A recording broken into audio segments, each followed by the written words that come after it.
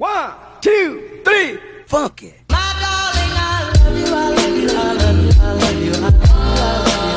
Good morning mga ate, mga kuya, mga kalingap. So andito po tayo ngayon sa Barangay Matakong.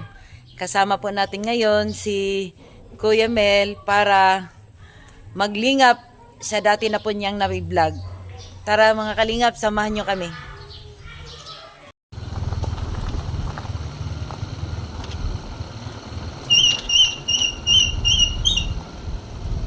Yun po. Lalakbay na po natin yung bundok kung saan po doon ititirik yung kanilang bahay.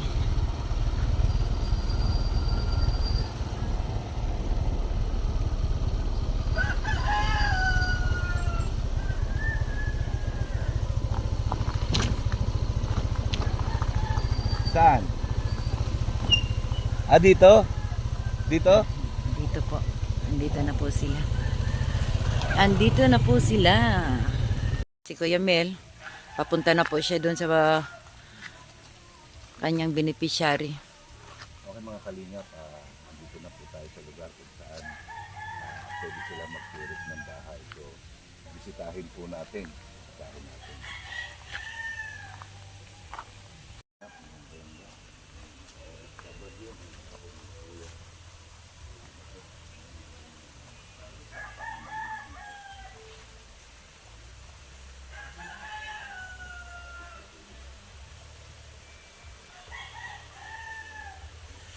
Tara, sundan natin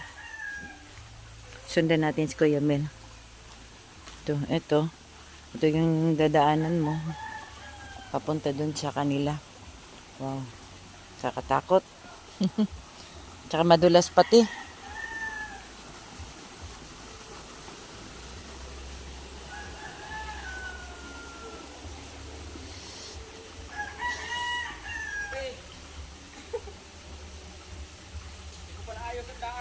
Oo, sige lang kuya.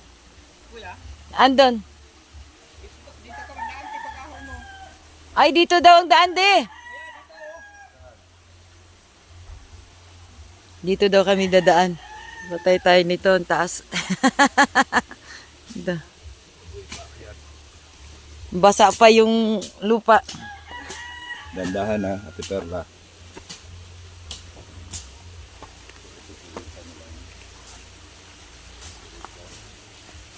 Magandang umaga.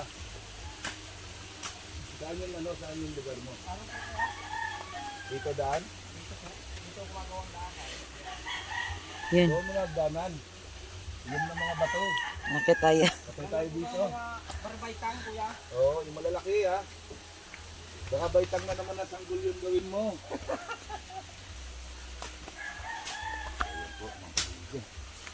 Ang hirap. Basa yung lupa. Hirap niya. Oo nga eh.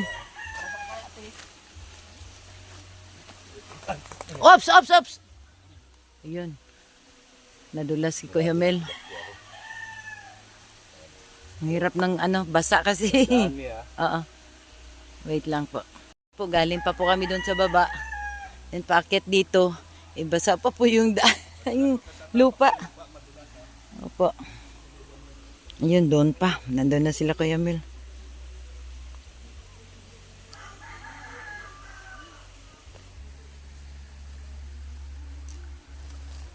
Kakatakot.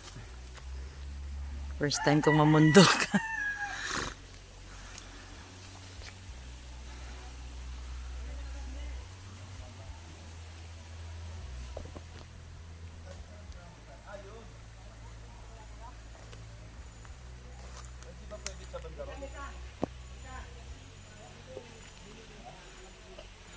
Ay, dito rin po talaga sila nilagay. Bundok din po to eh. Dito po sila nilagay ng barangay. Hello, good morning be.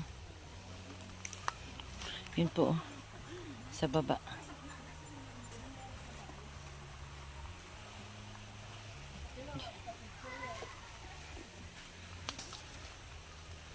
Dito po yung kanilang ginawang kubo-kubo.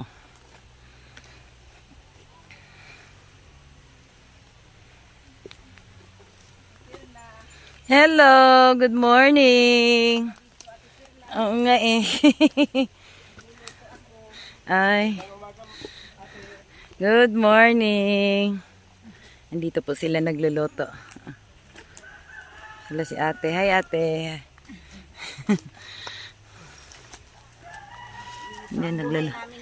Yan po nagluluto si ate ng kanin. Mausok dyan, Ate Perla. Sige. Ayun po si ate o nagsaing.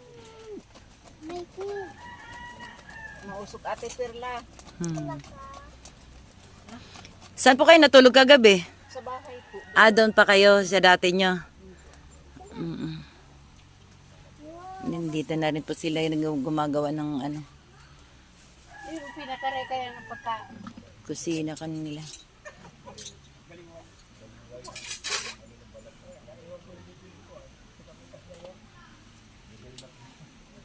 Binili na namin ng pako, Ate Perla, yung tira. Kapag simula na kami ng bahay. Ano po yung niluluto nyo, te? Ano ni Ate Perla? Nangutang akong isda sa tumpari ko. Isda. Sa nanay, sa anak niya. Tumpari ko ang May-ari.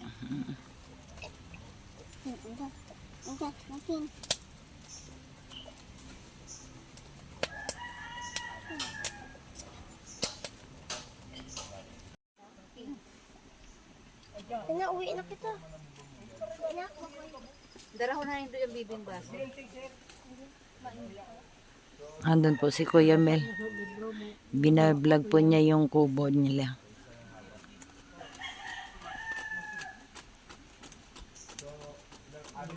Tanggalon. Hala, nakakatakot. Wala bang ahas dito, ate? Meron nga pinatay si Junel Ahas dyan, Ate Perla, sa puno ng kahoy. Oh? Yung matapang pating ahas. Hala. Kasi daming puno eh. Masukal, no? Lilinisin mo naman ito, Ate Perla. Pag naandyan na kami, lilinisin mo ito. Tapos bawal magpuso ng kahoy. Kasi mahugan nila ang kahoy. Lilinisin ko lang.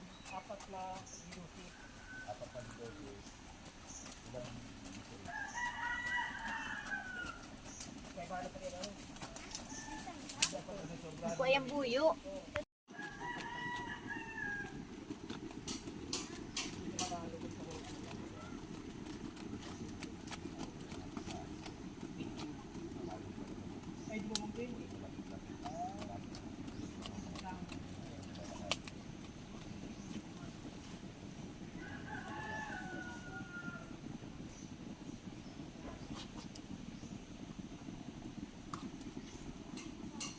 Sabi ko kay Rica, abangan mo doon sila Kuya Mel, baka kasama si Ate Perla, baka ako makalampas, makapuntang tatag.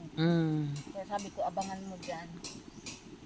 Nakita namin si ano doon sa baba eh. Baka ako makalampas. Ito naman Ate Perla, ayusin namin yung daan din. Ayusin namin. Dito. Ayusin namin. Yung doon. Yan Ate Perla, sapa yan. Bakit hindi doon sa may baba, ate? Bakit dito pa rin parang mataas pa rin, sa mataas pa din? Ano kaya? Hindi na bawal ako. Dito lang kami pinagpusto. Tapos Ayan Ate nga. Perla, sapa yan. Maganda ang Ayan, sapa. maganda, malinaw ang sapa dyan. Yung sa baba dyan. Po. Kaya dyan kami gagawa ng labahan, tapos gagawa siyang pag-iigibe namin na inuman. Dito. Dyan din kayo kukuha ng mainom. May sapa? May sapa daw dyan, dun, oh. Napakalinis ng sapa dyan, walang bahay sa taas-taas. Kaya kami gagawa ng paglalabahan, tapos gagawa siya ng inuman. Dapat yung ano, yung daanan nyo, kagaya dito, yung daanan. Linisin niyang Kuya Mil. Lagyan ng ano, lagyan ng mga bato-bato. No, ayusin nga daw nila. Yung gagawin mong hagdanan doon, kailangan yung may mga bato-bato para hindi maano. Aayusin namin yun dyan. Tapos dito rin, yung daanan dito pababa, lalagyan mo ng bato-bato rin para nun hindi madulas. Para hindi rin delikado, lalagyan ng parang hawakan na ganyan. Yung hagdanan, lalagyan mo ng mga bato-bato yun na maliliit. Sabi ni Junior, puta na yung sabi ni Kuya Mil. Alam na alam ni Kuya Mil yung presyo ng pako. Utsinta. Oo. 80 nga dyan, no? Bili namin dyan, 80. Ito po si Kuya, ginagawa na po nila yung ano, inupisa na po nila yung kanilang maliit na kubo.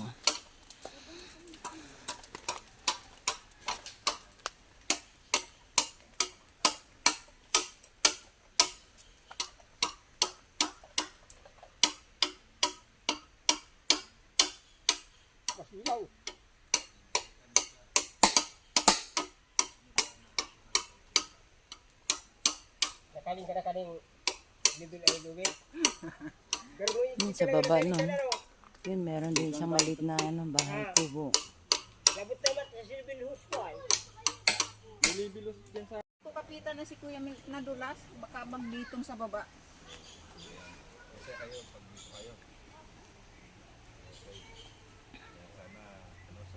Yan po, kausap po ni Kuya Mil ngayon yung dalawang beneficiary niyang bata.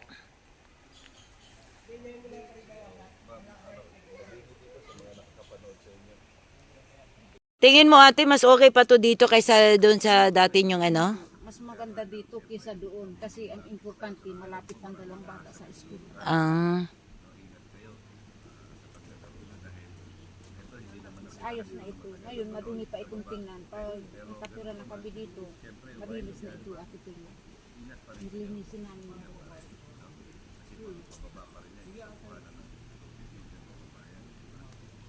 Pero masaya na kayo dito kaysa doon sa una. ayun po mga kalingap, pababa na ulit tayo doon sa ano. Dahan-dahan lang Ate Pila. Oo nga po eh. Yan, bababa na tayo mga kalingap. Mga ate. Sobrang nakakatakot. Basa po yung lupa.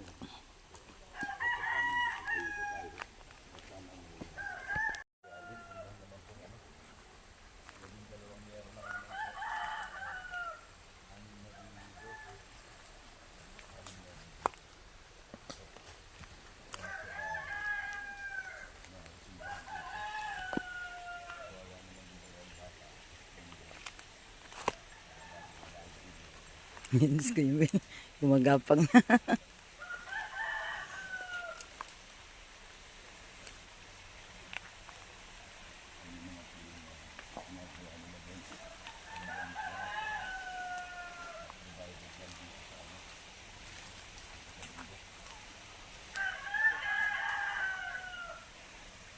Okay guys. Sabi, muntik pa akong ano dun, dumadaos-dosan.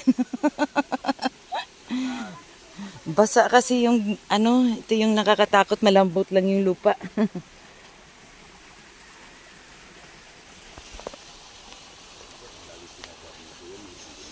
Ito po, nandito po sila.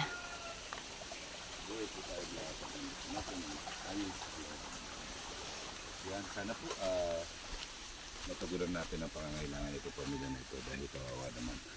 Yan, okay, ingat kayo parati ha. Okay, bye-bye. Mga kalingap, pauwi na kami. Marami. Mauna na po kami. Salamat.